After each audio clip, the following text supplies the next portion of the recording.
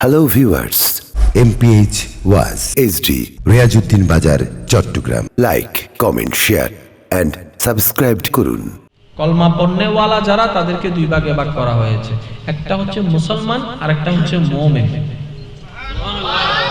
একটা হচ্ছে আর একটা হচ্ছে কারো কোনো দ্বিমত আছে নাকি? একজন বলে যে মুসলমান বান্দা মুসলমান বান্দা, আবার বলে যে মুমিন বান্দা মুমিন বান্দা। মৃত সাপের লাশ। উনি সবার সামনে দাঁড়াই গেলেন, দাঁড়ানোর পরে বললেন তোমরা পানির ব্যবস্থা করো। পানির ব্যবস্থা করা হলো, গোসলের ব্যবস্থা করা হলো। মৌলা আলী শের হুদা নিজে হাতে নিয়ে সাপটারে গোসল দেওয়া হয়েছে। তো আস্তে সুবহানাল্লাহ বলে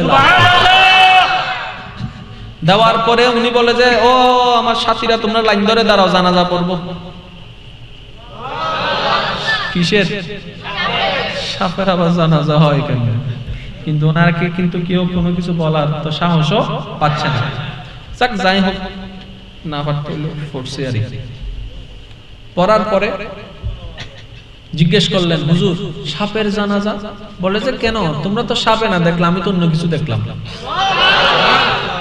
এই কে জানো? ইসলামের প্রথম যুদ্ধ বদর যেটা হয়েছে, বদরের যুদ্ধের মধ্যে আমরা মুসলমানদের পক্ষ হয়ে যে জিনগুলা যুদ্ধ করেছে তাদের মধ্যে একজন, যে এইখানে এসে সাপের রূপ ধারণ করে রাস্তা পার হওয়ার মধ্যখানে তার জানটা কবজা করেছে আজরাইল, সেজন্য সে আর রূপটা পরিবর্তন করতে পারেনি। তো কি কি বললাম? কুকুর, বিড়াল, সাপ। সেজন্য কখনো যদি ঘরের মধ্যে সাপ ঢুকে হুট করে মাইরে ফেলেন না, আগে বইলেন তো জানেন তো, একটু আওয়াজ দেন না কেন? সাপ কখনো মারবেন না, সাপ কখনো ক্ষতি করে না, ক্ষতি করলে ক্ষতি করে। কথা বলেন। অনেকে দেখবেন এই এলাকার মধ্যে অনেকে আছে, মাইকের আওয়াজ যাচ্ছে, অনেকে এরকম আল্লাহর বান্দা আছে রাত্রে বেলা ঘর থেকে বাইর হয় না, কোনো কাজ থাকলেও বাইর হয় না। কি লেগে জানেননি? না না, ঠিক ঠিক আছে না? ইতের যদি কোটি টিয়া দেওয়া হতো যাইতেন না। আচ্ছা বলেন তো, কুকুরও কি এরকম করে মারে, কামড়ায়? কামড়ায়? কুকুরও ডিল মারলে না কামড়াবে? কুকুরের সামনে যদি আপনি দৌড় দেন, কুকুরকে দেখে আপনার পিছনে দৌড়াবে। সে তার মতো আছে, আপনি তার মতো। শুধু একটু সাহস করে যদি আপনি চলে যেতে পারেন, সে আপনাকে কিচ্ছু করবে না। কারণ কুকুরে চিন্তা করে যদি যখন আপনি তারে দেখে দৌড় মারছেন, সে বলে যে কিরে আমারে দেখে ভালো লাগলো কেন? কথা বলেন না কেন? সে তখন আনন্দ পায়, সে তার পিছনে দৌড়াবে। সে আপনাকে দৌড়াচ্ছে, আপনি তার সামনে হঠাৎ করে দাঁড়ায় যাবেন, দেখবেন যে সে দাঁড়ায় যাবে। কারণ এতটুক মাথায় রাখবেন, আপনি হচ্ছে সেই সৃষ্টির শ্রেষ্ঠ জীব।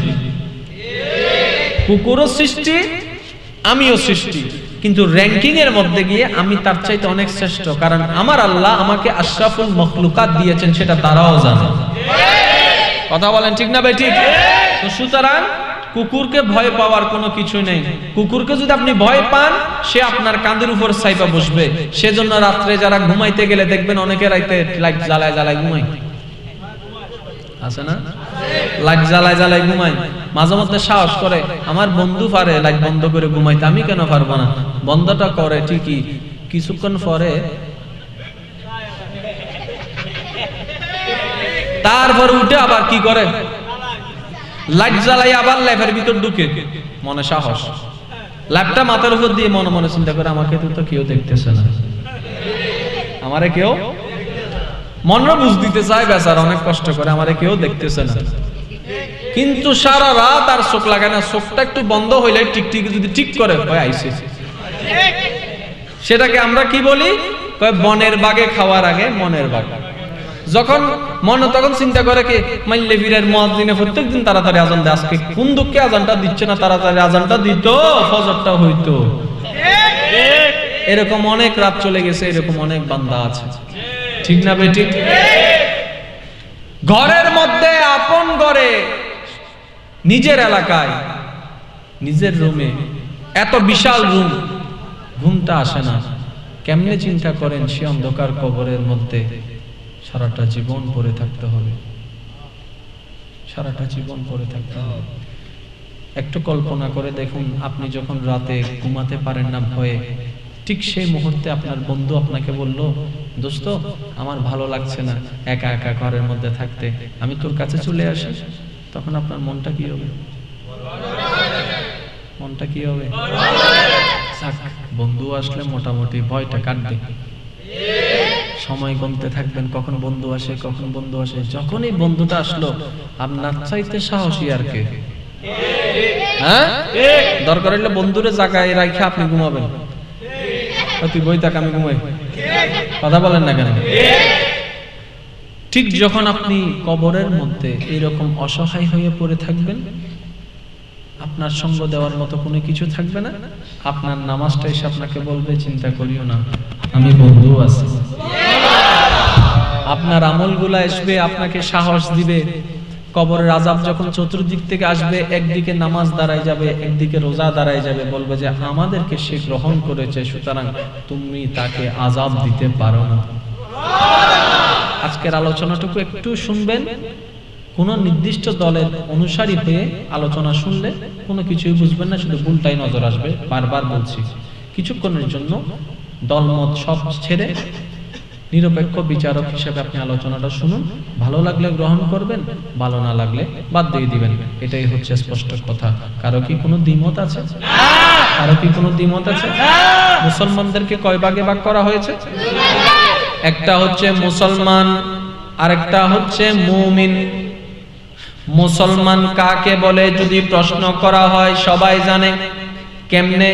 মনে করুন আপনার কাছে একজন বন্ধু আসলো, যিনি বিধর্মী, আয়েশা বলল, ভাই তোমার ধর্ম আমার খুব ভালো লেগেছে, পছন্দ হয়েছে, আমি ইসলাম ধর্ম গ্রহণ করতে চাই। আপনি বলবেন যে বাহ, মারহাবা, এটা তো খুশির খবর, কিন্তু আমি পারবো না। আমি যাইতে হবে কোথায়? এই তো বলেন না, যাইতে হবে কোথায়? কারণ নিয়ম নীতিগুলো তো আর আমি জানি না। যেতে হবে হুজুরের কাছে। হুজুরের কাছে যাওয়ার পরে হুজুর সর্ব যা যা কাজ করার মাঝখানে উনি একটা কথা জিজ্ঞেস করবেন, ভাই আপনি কি নিজের ইচ্ছায় ইসলাম ধর্ম গ্রহণ করছেন, নাকি আপনাকে জোর করে করানো হচ্ছে? যখন সে বলবে যে হুজুর আমি নিজের ইচ্ছায় গ্রহণ করতে চাচ্ছি, তারপরে হুজুর ইসলাম ধর্ম গ্রহণ করাবে। কারণ ইসলাম জোর জবরদস্তি করে কোনো কাজ পছন্দ করে না, আল্লাহ করে না, রাসূলও করে না। বলেন না সুবহানাল্লাহ। এত স্বাধীন ধর্ম, এত মুহাব্বতের ধর্ম ইসলাম। এই ব্যক্তি কলমা পড়ার পর সাথে সাথে আপনি তাকে কি বলবেন? একটু আগে কি বলেছেন? বিধর্মী। একটু আগে কি বলেছেন?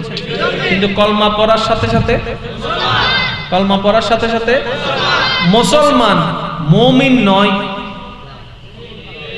মুসলমান মুমিন, খুব খেয়াল করবেন কথা, মুসলমান হয়েছে, সে মুমিন হয় নাই। কিভাবে? আমাদের দেশের মধ্যে মন্ত্রী আছে না নাই? মন্ত্রী আছে না নাই? এমপি আছে না নাই? বুঝার জন্য বলছি, যদি কাউকে বলা হয় উনি এমপি, বুঝে নিতে হবে উনি মন্ত্রী নয়, শুধু এমপি। আর কাউকে যদি বলা হয় মন্ত্রী, বুঝে নিতে হবে উনি মন্ত্রীও এমপিও। মন্ত্রী শব্দের ভিতরে এমপি আছে, এমপির ভিতরে মন্ত্রী নাই। এমপির ভিতরে শুধু এমপির যোগ্যতা, কিন্তু মন্ত্রী হয়ে গেলে উনি মন্ত্রীও, উনি এমপিও। কথা বলেন। আরো সহজ করে দিচ্ছি, আদম নবী, রাসূল নয়, কিন্তু মুসা রাসূল। মুসা কেমনে? শুনুন, যিনি নবী তিনি রাসূল নয়, কিন্তু যাইনি যিনি রাসূল তিনি নবীও, তিনি রাসূলও। আরেকটা আওয়াজ দিয়ে বলেন। যিনি মন্ত্রী তিনি এমপি, আবার যিনি এমপি তিনি মন্ত্রী নয়। অর্থাৎ মন্ত্রীর ভিতরে এমপির গুণও আছে, মন্ত্রীর গুণও আছে, কিন্তু এমপির ভিতরে মন্ত্রীর কোনো গুণ নাই। কথা বলেন না কেন? গুণ মানে পাওয়ার নাই। ঠিক তেমনি ভাবে যিনি মুসলমান তিনি মুমিন নয়,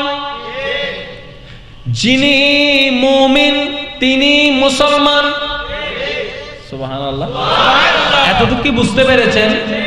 যিনি মুসলমান তার ভিতরে মুমিন হয় নাই, প্রত্যেক মুসলমান মুমিন নয়, প্রত্যেক মুসলমান মুমিন নয়, কিন্তু প্রত্যেকটা মুমিন মুসলমান। এতটুকু বুঝাতে পারলাম? আরেকটা আওয়াজ দিয়ে বলেন। এখন জানতে হবে মুসলমান কাকে বলে, মুমিন কাকে বলে। মুসলমান হওয়ার জন্য কি কি সার্টিফিকেট দরকার, মুমিন হওয়ার জন্য কি কি সার্টিফিকেট দরকার। মুসলমান হওয়ার জন্য পড়ালেখার কদ্দুর দরকার, মুমিন হওয়ার জন্য পড়ালেখার কদ্দুর দরকার। মুসলমান হওয়ার জন্য কদ্দুর যোগ্যতা দরকার, মুমিন হওয়ার জন্য কদ্দুর যোগ্যতা দরকার। বাস পার্থক্য করতে পারলেই আপনি সেই দলে যোগ দিবেন যে দলে আপনার ইচ্ছা। কথা বলেন না কেন? আগে চিনতে তো হবে, আগে পার্থক্য করতে হবে, তারপরে না দলে যোগ দেওয়া, ঠিক না? গভীর মনোযোগ। বিরক্ত হচ্ছেন আপনারা? কষ্ট হচ্ছে আপনাদের? মুসলমানের ভিতর চোর আছে না নাই? ডাকাত, জেনাখোর, সুদখোর, জুয়াড়ি, বেনামাজি, বেরোজগার, এগুলো হচ্ছে মুসলমানদের লিস্টির ভিতর আছে না নাই? নামাজিও আছে, বেনামাজিও আছে, রোজাদারও আছে, বেরোজগারও আছে, সুদখোরও আছে, বালামাঞ্চও আছে। মুসলমানের লিস্টি। আরেকটা কি? মুমিনের লিস্টি যদি করা হয়, সেখানে আপনি দেখবেন মুমিনের লিস্টির মধ্যে কোনো মৃত্যুক নাই, কোনো বেরোজগার নাই, কোনো বেনামাজি নাই, কোনো নাফরমান নাই, কোনো সুদখোর নাই, কোনো জেনাখোর নাই, কোনো অপরাধী নাই। যেখানে অপরাধী নাই সেটা হচ্ছে মুমিনের লিস্টি। যেখানে অপরাধীও আছে, নেককার বান্দাও আছে, সেটা হলো মুসলমানের লিস্টি। উচ্চ আওয়াজে বলেন সুবহানাল্লাহ। আল্লাহু আকবার।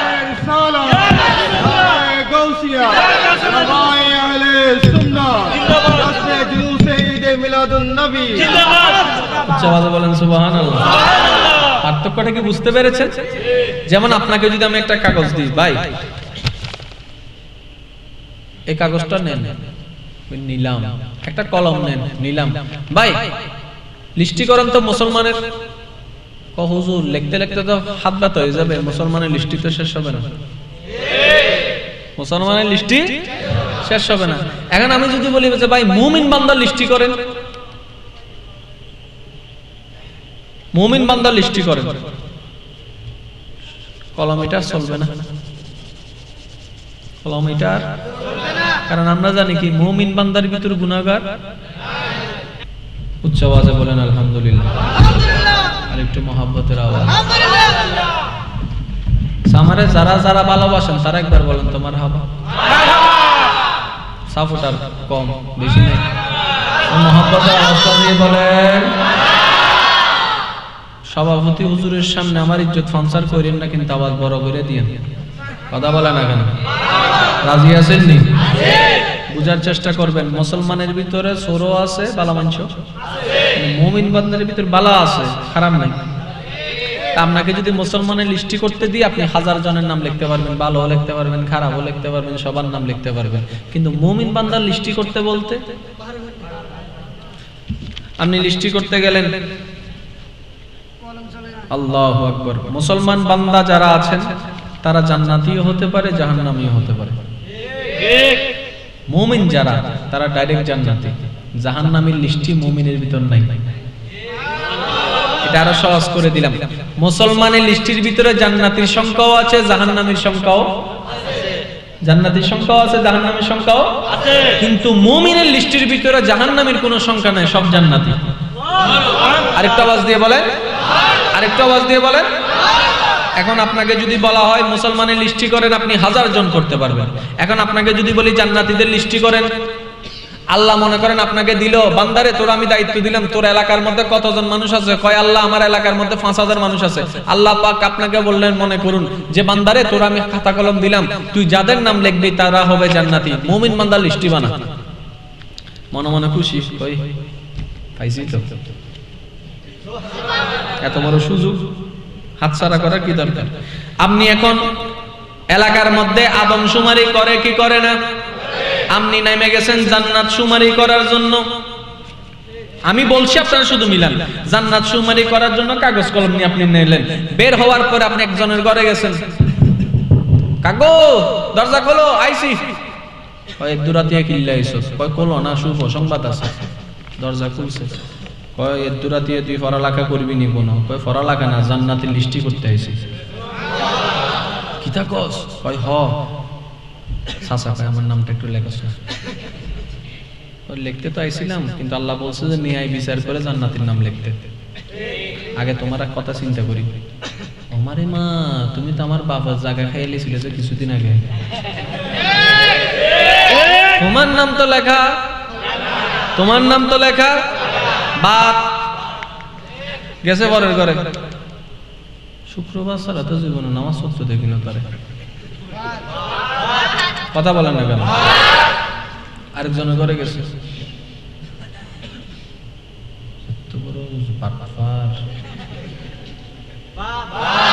আরেকজনের ঘরে গেছে, মনে মাইতে দেখি ইতের কথা ইতেরে লাগাই, ইতের কথা ইতেরে লাগাই।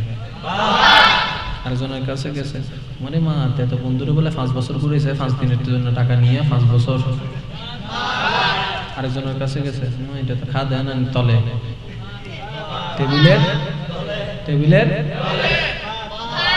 আরেকজনের কাছে গেছে, এই বেটা তো সারাদিন মা বাবার সাথে বেয়াদবি করে। আরেকজনের কাছে গেছে, মানে মা বড় ভাই তো ছোট ভাই সম্পত্তি খাই লেছে।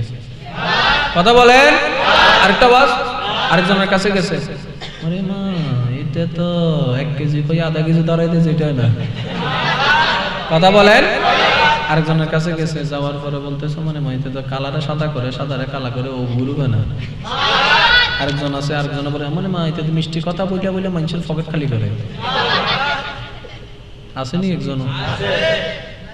আসেনি একজন? পুরো লিস্টে কি? এখন চাচা এসে বলে যে কেউরে যখন ফার্স্ট না একটা কাজ কর, তোর নামটা তুই লেখ জান্নাতের লিস্টির মধ্যে, তোর নামটা তুই লেখ। বোধ করে সাহস করে আঙ্গুলের মধ্যে কলমটা ধরে কোন রকম এমনি দিছে।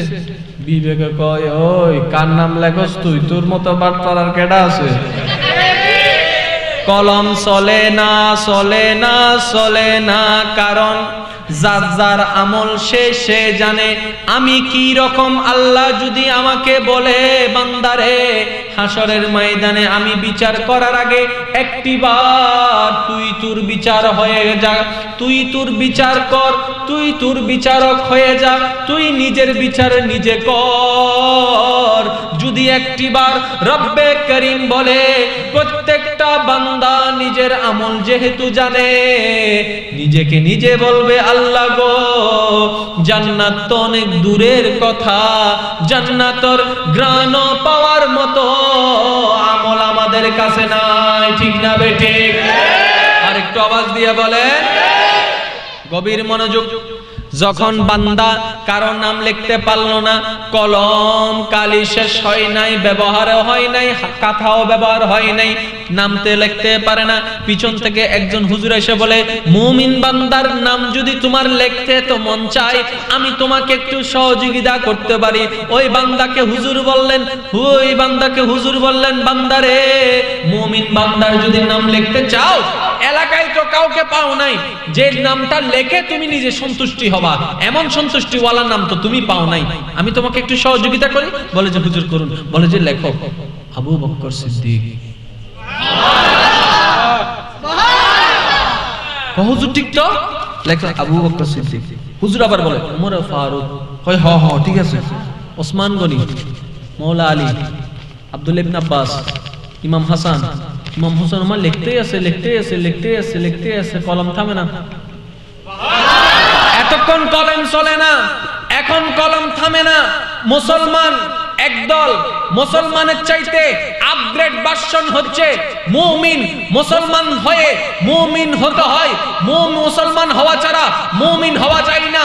মুসলমান হওয়ার পরে কিছু যোগ্যতা অর্জন করলে এমন কিছু আমল আছে, এমন কিছু কাজ আছে, এমন কিছু ত্যাগ আছে, যেগুলো করার পরে, যেগুলো দেখ দেওয়ার পরে, যেগুলো গ্রহণ করার পরে আল্লাহর রহমত যখন হয়ে যায়, ওই বান্দা যখন মুমিনের সার্টিফিকেট পেয়ে যায়, মুসলমানের সার্টিফিকেট বলার মধ্যে জান্নাতীও হতে পারে, জাহান্নামীও হতে পারে। কারণ মুসলমানের মধ্যে নামাজিও আছে, বেনামাজিও আছে, কিন্তু মুমিনের যে কোটাটা আল্লাহ তৈরি করেছেন সেইখানে কোনো জাহান্নামী নাই, সবগুলা হচ্ছে জান্নাতি। চিৎকার দিয়ে বলেন সুবহানাল্লাহ। আল্লাহু আকবার। উচ্চ আওয়াজে বলেন সুবহানাল্লাহ। আরেকটু আওয়াজ দিয়ে বলেন। কয় গ্রুপ? একটা হচ্ছে মুসলমান, আরেকটা হচ্ছে মুমিন। এখন আপনার সিদ্ধান্ত, আপনি কোন গ্রুপে যাবেন, এটা আপনার ইচ্ছা, এটা আপনার ব্যক্তিগত ব্যাপার। যদি মুসলমান গ্রুপের মধ্যে থাকেন তাহলে জান্নাতও পাইতে পারেন, কিন্তু কোন রকম কষ্ট বিষ্ট করে যদি মুমিনের সার্টিফিকেটটা আল্লাহর পক্ষ থেকে নিয়ে নিতে পারেন, জাহান্নামের আর কোনো ভয় নাই, জাহান্নামের আর কোনো ভয় নাই, ডাইরেক্ট জান্নাত, ডাইরেক্ট ডাইরেক্ট। আরেকটা আওয়াজ দিয়ে বলেন ডাইরেক্ট কি? কারণ মুমিনের লিস্টের ভিতরে জাহান্নাম বলে কোনো শব্দ। গভীর মনোযোগ। যে কোনো আলেমকে জিজ্ঞেস করুন, হুজুর মুসলমানদের মধ্যে দল কয়টা হবে? 73টা। কয় দল যাবে জাহান্নামের মধ্যে? কয় দল যাবে? 72টা। জান্নাতে কয় দল যাবে? এটা সবাই জানে, কারো কোনো দ্বিমত। এত দল কেন, এত দল কেন, এত দল কেন, এত দল কেন? আমি বলি ভাই, নবীজি যেটা বলেছেন তো বলেছেন, আর বলেছেন যেহেতু হবেই হবে, সুতরাং বিরোধিতা করলো 73 দল থেকে একটা দলও কমাইতে পারবে না। তো সুতরাং সেই কথার উপরে সময় নষ্ট করে বিরোধিতা করে লাভ নাই, এটা তো হবেই হবে। বুদ্ধিমানের কাজ হবে কি, নবীজি এক দল যেটা জান্নাতের কথা বলেছেন সেই এক দলটাকে খুঁজে বের করা। এখন যে যে দলকে সাপোর্ট করে, যে যে দলের বক্তাকে পছন্দ করে, যে যে দলের মতে বিশ্বাসী, প্রত্যেকটা মানুষকে দেখেন, 10 জনকে মানুষ রাখুন, 10 দলের মরে 10 মতের বিশ্বাসী 10 জন মানুষকে রাখুন, তারা সবাই বলবে যে আমরা হচ্ছি সেই এক দল যেটা জান্নাতে যাবে। তো নবী বলেছেন কয় দল যাবে? কিন্তু এখানে হয়ে গেছে কয় দল? কয় দল? 10 দল মানে 10 মতে বিশ্বাসী। মতের পার্থক্য হওয়ার কারণে কিন্তু দল হয়, মতের দ্বিমত হওয়ার কারণে কি হয়? দল হয়। তো নবী বলেছেন একটা যাবে, কিন্তু আমরা পেয়ে গেছি আমার এলাকায় কয়জন? এই 10 জনের ভিতর আসল কোনজন? সুবহানাল্লাহ। এই আসলটাকে বের করতে পারার জন্যই আল্লাহ পাক বলেছেন এলম অর্জন করো, বিবেক দিয়ে চলো। সুবহানাল্লাহ বলবেন? সুবহানাল্লাহ। আরেকটু আওয়াজ দিয়ে বলেন। নামাজ দিয়ে জান্নাতে যাওয়া যায়, কোনো সন্দেহ নাই, কিন্তু যে যোগ্যতাওয়ালা নামাজ দিয়ে জান্নাতে যাওয়া যায় সেই যোগ্যতাওয়ালা নামাজের মধ্যে আপনি আমি বেজাল লাগাই দিছি। কথা বলেন। আমার আগের পূর্বের বক্তা বলেছেন, নামাজ নিয়ে আলোচনা কত সুন্দরভাবে করেছেন। নামাজের যখন দাঁড়িয়েছেন সাহাবা অন্যদিকে কোনো খেয়াল নাই, চলে গেলেন আল্লাহ পাকের ধ্যানে। সত্যি করে বলুন তো, ইমানে আওয়াজে সেই নামাজ কি আমাদের কাছে আছে? সে নামাজ কি আমাদের কাছে আছে? তাহলে কোন নামাজের বলে আপনি আমি জান্নাতে যাব আশা করি? পাঁচটা এই জায়গায় আমরা বলি নামাজ দিয়ে জান্নাতে যাওয়া যায়, কথাটা আসলে এইভাবে নয়। নামাজের সাথে আল্লাহর রহমত দিয়ে জান্নাতে যেতে হবে। কারণ আপনি যদি স্বতন্ত্র নামাজকে বলেন, আপনাকে যদি আমি প্রশ্ন করি, জান সবকিছু বাদ দিলাম ভাই, আপনার নামাজ যে পরিপূর্ণ হয়েছে আপনার মনে হয়? আপনি বলেন তো আপনার নামাজকে আপনি 100তে কত দিবেন? আল্লাহু আকবার। অন্যদিকে খেয়াল, অন্যদিকে খেয়াল, অন্যদিকে খেয়াল। আর যখন নামাজ শুরু করি মাশাআল্লাহ, তখন একদম 3G গতিতে 4G গতিতে তাড়াতাড়ি কেমনে নামাজ শেষ করব। কথা বলেন। তো অনেক বেজাল কিন্তু আমরা লাগাইছি, নামাজে লাগাই না, আমরা লাগাইছি, ঠিক না? আমাদের ভুলের কারণে আমরা আমাদের নামাজটাকে নষ্ট করলাম। তো নামাজ ছাড়া তো জান্নাতে যাওয়া সম্ভব নয়। কথা বলেন ঠিক না বেঠিক? এখন এই যে পয়েন্টটা আমি তুলে ধরছি একটু খেয়াল করবেন। আমি যদি আপনাকে প্রশ্ন করি, কিংবা আপনি যদি কাউকে প্রশ্ন করেন, ভাই সকালে কয়টায় উঠেছো? বলতে পারবেন? সকালে কয়টায় উঠেছেন? বলতে পারবেন? আপনাকে যদি জিজ্ঞেস করি, ভাই কয়টা বাজে উঠছেন সকালে? 10টা, 9টা, 6টা বলবে। যদি আমি আপনাকে একটু ঘুরে প্রশ্ন করি, কয়টা বাজে কয় মিনিট উঠছেন? ও হুজুর, এটা আবার কেমন প্রশ্ন? তারপরে আপনি কষ্ট বিষ্ট করে বলতে পারবেন, হুজুর মনে হয় 6টা 10 নাকি 15 জানি। এখন আমি আরেকটু আপনাকে ঘুরে দিলাম, ভাই কয়টা বাজে কয় মিনিট কয় সেকেন্ড উঠছেন? ওই না আবার হন্ডলিয়া প্রশ্ন। ঘন্টা পর্যন্ত তো ঠিক আছে, আচ্ছা মিনিট পর্যন্ত না হয় ঠিক আছে, সেকেন্ডের হিসাব আবার কে রাখে? আমি তো সুকুলতে গুলতে 1 সেকেন্ড চলে গেছে, তো আমি বলবো কিভাবে? সেকেন্ডের হিসাব মানুষের পক্ষে রাখা সম্ভব নয়। আর আল্লাহ বলছেন বান্দারে আমি তোমার ঘন্টার হিসাব তো নিবই, মিনিটের হিসাব তো নিবই, তোমার প্রত্যেকটা সেকেন্ডের হিসাব আমি আল্লাহ নিব, প্রত্যেকটা সেকেন্ডের। অর্থাৎ আল্লাহ পাক আপনাকে প্রশ্ন করবে 10 মিনিট 10 সেকেন্ডে তুমি কি করছো, 11 সেকেন্ডে কি করছো, 12 সেকেন্ডে কি করছো, মিসকালা যাররা, মিসকালা যাররা, যাররা যাররা হিসাব নেবে, সেকেন্ডের হিসাব নেবে। এখন আমি আমার বিবেকবান ইমানদার ভাইদের কাছে জানতে চাই, আল্লাহ যদি কারো কাছ থেকে সেকেন্ডের হিসাব নেয়, কোন বান্দা কি পার হইতে পারবে মনে হয়? আছে আপনার এলাকায় এরকম কেউ যে দাঁড়ায় বলবে প্রত্যেকটা সেকেন্ডের হিসাব দিয়ে যাররা হিসাব দিয়ে আমি পার হয়ে যেতে পারবো? তাহলে এই বোর্ড স্কুলের যে অবস্থা, বাস সিঙ্গেলের একই অবস্থা, বাস সিঙ্গেলের যে অবস্থা, পুরা চিটাঙ্গের এই অবস্থা, পুরা চিটাঙ্গের যে অবস্থা, পুরা ঢাকার সেই অবস্থা, পুরা ঢাকার যে অবস্থা, পুরা সিলেটের সেই অবস্থা, পুরা সিলেটের যে অবস্থা, বরিশালের সেই অবস্থা, বরিশালের যে অবস্থা, নরসিংদীর সেই অবস্থা, নরসিংদীর যে অবস্থা, ভোলার সেই অবস্থা, ভোলার যে অবস্থা, সিলেটের সেই অবস্থা, সিলেটের যে অবস্থা, রাজশাহীর সেই অবস্থা, রাজশাহীর যে অবস্থা, রংপুরের কি অবস্থা, অবস্থা তো অবস্থা, পুরা বাংলাদেশের কি অবস্থা, বাংলাদেশের যে অবস্থা, ইন্ডিয়ার সেই অবস্থা, ইন্ডিয়ার যে অবস্থা, পাকিস্তানের সেই অবস্থা। কেন? চেহারা হয়তো আমাদের আলাদা, আমাদের ব্যবসা হয়তো আলাদা, বাটফার সবাই আমরা এক, বেজাল যতগুলা আমাদের কাছে ততগুলা বেজাল অন্য দেশে যারা আছে তাদের কাছেও বেজাল। কথা বলেন না কেন? আমাদের এখানে সুদকুর আছে, ওই দেশেও আছে, ওই দেশেও আছে, সব দেশেও আছে, তাহলে বেজাল আছে। আল্লাহ পাক বলে বান্দারে সেকেন্ডের হিসাব নিব। কোরআনে আল্লাহ সতর্কবাণী শুনাই দিলেন, বলে বোর্ড স্কুলের বান্দারা যখন আল্লাহর সেই সেকেন্ডের সতর্কবাণী শুনলো, বিবেক দিয়ে চিন্তা করলো, আরে বাপ রে বাপ, সেকেন্ডের হিসাব তো দুনিয়ার মানুষকে দিতে পারি না, হাসরের ময়দানে আল্লাহকে এত বছরের কেমনে দিব? সামান্য সকালে কয়টায় উঠছি সেকেন্ডের হিসাব দিতে পারি না, সারা জীবনের সেকেন্ডের হিসাব কেমনে দিব? তার মানে আমার জাহান্নাম ছাড়া আর কোনো উপায় নেই, জাহান্নাম ছাড়া উপায় নেই। তাহলে চট্টগ্রামের মানুষ যেখানে জাহান্নামী, ঢাকার মানুষও জাহান্নামী, আপনার সিলেটের মানুষও জাহান্নামী, সারা পৃথিবীর মানুষ জাহান্নামী হয়ে যাবে। কারণ সব জায়গায় তো একই অবস্থা। হয়তো 10 কোটির মধ্যে 1-2 হয়তো ভালো আল্লাহর নেককার বান্দা পাওয়া যাবে, তাহলে পুরা জান্নাত রয়ে যাবে খালি, জাহান্নাম ভরপুর। পুরা জান্নাত কি হয়ে যাবে আর জাহান্নাম কি হয়ে যাবে? স্বাভাবিক, কারণ তো নেক আমল করলে কেউ নাই, সব বেজাল। নিজেকে বেজাল বলতে কি লজ্জাবোধ হচ্ছে নাকি? একটা আওয়াজ দিয়ে বলেন না, হয়তো বেজাল স্বীকার করার কারণে আল্লাহ পাক রহমত দিয়ে আপনার আমার সারা জীবনের কবিরা সগীরা গুনাহ তো মাফ করে দিতে পারেন। বেজাল আপনি অস্বীকার কিভাবে করবেন? সত্যি করে বলেন তো, আপনি গুনাহ করেন না কিন্তু তওবা করা হয়? গুনাহ তো ঠিকই করা হচ্ছে, তওবা করা হচ্ছে না। তো বোর্ড স্কুলের মানুষে গুনাহ করার পর যেরকম তওবা করতে ভুলে যায়, ঢাকাইয়া মানুষও ভুলে যায়, সিলেটের মানুষও ভুলে যায়, রংসিংহের মানুষও ভুলে যায়, ময়মনসিংহের মানুষও ভুলে যায়, সব জায়গায় কি, সব জায়গায় একই সিস্টেম। কথা বলে না কেন? তাহলে পার হব তো কিভাবে হব? জান্নাতে তো যেতে মন চায়, মন বলে জান্নাত, মন বলে জান্নাত চাই, মন বলে জান্নাত চাই। বিবেক আমার আপনার নামটুকু বলে এই কেমনে জান্নাতে যাইবা? সেকেন্ডের হিসাব দিয়ে, কঠিন হিসাব, পার হওয়ার কোনো সুযোগ নাই। তাহলে হিসাবে বোঝা যায় জাহান্নাম ভরে যাবে, জান্নাত জান্নাত জান্নাত। কিন্তু আল্লাহ কি জান্নাত খালি রাখার জন্য বানিয়েছেন? আল্লাহ জান্নাত কেন, কার জন্য? আল্লাহ বলে আমার বান্দাদের জন্য।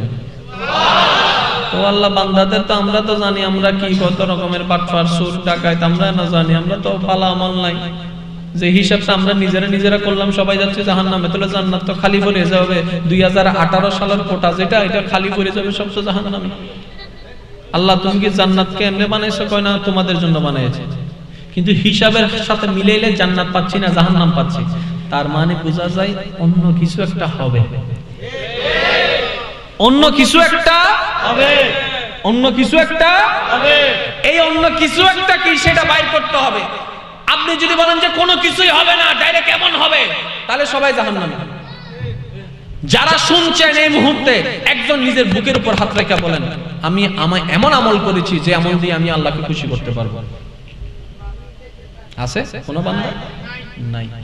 কিন্তু নারাজি হওয়ার, আল্লাহকে নারাজ করার, অসন্তুষ্টি করার যদি কারণ বলতে বলি, অনেকে কারণ বলতে পারবে, হুজুর অনেক আছে আল্লাহকে অসন্তুষ্ট করেছে।